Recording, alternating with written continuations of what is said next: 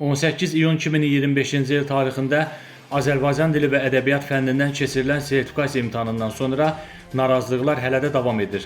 Ötən gün isə Elm və Təhsil Naziri Emin Əmrullayev bildirib ki, testlərin təkrar yoxlanılması prosesi aparılır. Əgər suallarda səhvlik və ya nöqsanlar müəyyən olunarsa, testin hazırlanmasına cavabdeh olanlar cəzalandırılacaqmı?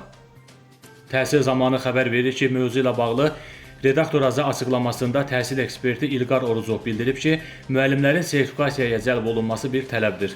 Bunu hər zaman dəstəkləmişəm, bu gün də dəstəkləyirəm. Yaxşı müəllim biliyinin qiymətləndirilməsindən narahat olmalı deyil, çünki bizim şagirdlərə təhsil verənlər həmin müəllimlərdir. Müəllimlərin savadlı, bilikli olmasını dəstəkləyirəm. İmtahandan uğurla keçə bilməyən şəxs varsa, yəqin ki, narazılıq olacaq. Bunu təbii hesab edirəm. Müsahibimiz qeyd edib ki, uğurlu nəticə əldə etməyənlər bəzən də qınaq obyekti olurlar. Bu başa düşüləndir, onların etirazı əsassız olsa belə hörmətlə yanaşıram. Biz hansı sahədə çalışdığımızı dərk etməliyik. Cəmiyyətin inkişafı müəllimdən, məktəbdən asılıdır.